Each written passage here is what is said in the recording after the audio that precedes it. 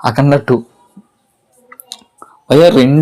రెండు వర్గాలు ఉంటాయి భయ్యా. అయితే నువ్వు అఖండ సినిమా చూసి ఫస్ట్ నీకు నచ్చనే ఉండాలి, లేకపోతే నీకు ఆ టెంప్లెట్లు అయ్యి నచ్చలేదన్న ఉండాలి.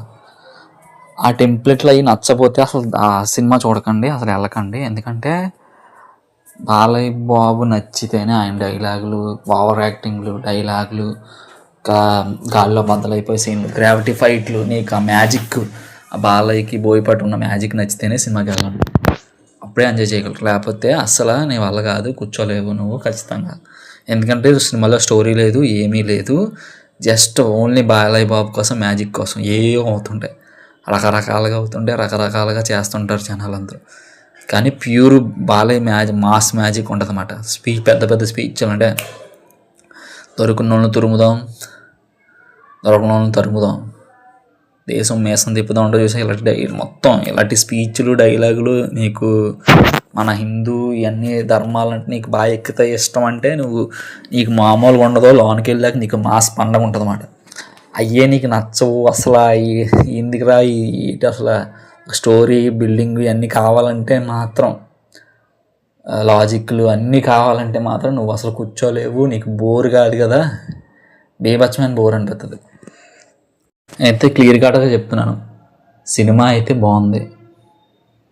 అది ముందు బాలయ్య బాబు సినిమాలు ఎంజాయ్ చేస్తేనే, బోయపాటి సినిమాలో ఉండి ఆ ఫైట్ కోసం, దానికోసం నువ్వు అరుద్దామని వెళ్తేనే తప్ప ఇంక నువ్వు ఎంజాయ్ చేయలేవు. మామూలుగా అయితే ఎంజాయ్ చేయలేవు. చెప్తాను కదా క్లియర్ కట్గా. ఆ పాయింట్ ఆఫ్ వ్యూ సినిమా బాగుంది. మామూలుగా జనరల్ ఆడియన్స్ అంటే నార్మల్ సినిమా చూద్దాం అంటే అది నీకు ఖచ్చితంగా ఎక్కదు, నీ వల్ల కాదు, నువ్వు వెళ్ళకపోవడం మంచిది. ఇంకా నా విషయానికి వస్తే నేనైతే సరైనడితో ఆగిపోయాను భయ్య. సరైనప్పుడు అయితే మన బోయపాటి తీసాడు ఆ ఫైట్లో స్టోరీ, ఆ ఎమోషన్, అక్కడితో ఆగిపోయాను. మళ్ళీ అలాంటి సినిమా వస్తాడే రాదా అని చూస్తున్నాను. అప్పుడు దాకా నేను సాటిస్ఫై అవ్వనమాట. సో నాది అక్కడితోనే ఆగిపోయింది.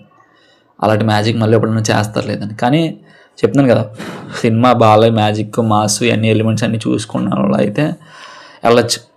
ఇంకా సినిమాకి వచ్చి ప్లస్ పాయింట్లు ఏంటంటే బాలయ్య బాబు యాక్టింగ్, డైలాగులు, ఆ గెటప్, తమన్న మ్యూజిక్ బేపచ్చంగా ఇచ్చి పడేయాడు. మనవాడు సీన్లు ఎలా రాస్తారో తెలియదు, కానీ మన బోయపాటి బాలయ్య కోసం బాలయ్యే తీయగలడు. ఈ బాలయ్య తప్ప ఈ సీన్లు ఎవరు తీసినా సరే మామూలు కామెడీ కాదు కదా, జూమిడీ అయిపోద్దన్నమాట. కాబట్టి కానీ బాలయ్య బాబు కోసం రాస్తారన్నమాట ఈ పాట. మన బోయపాటి దాన్ని ఏమంటారు, ఈ సీన్లన్నీ బాలయ్య బాబుకి ఆయనకే పండితే ఆయనే రాస్తాడు. ఇంకా మైనస్లు అంటావు, మైనస్లు అయితే అంత బాగానే ఉంది కానీ స్టోరీ అక్కడక్కడ సీన్లు సరిగ్గా పెట్టలేదు అనిపిస్తుంది అన్నమాట.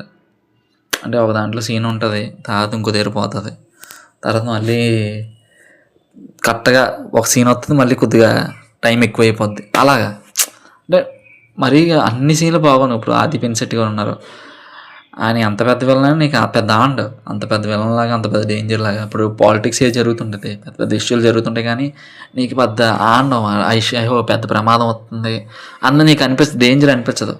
అవి ఒకటి మెయిన్ కొద్దిగా నాకు మైనస్ అనిపించాయి. కానీ అవి పెద్ద తీసిపడి చెప్పాను కదా, మీరు ఈ థియేటర్కి వెళ్ళింది బాలయ్య తాండవం చూడడానికి అయితే నువ్వు తాండవం ఆడేస్తావు అంతే.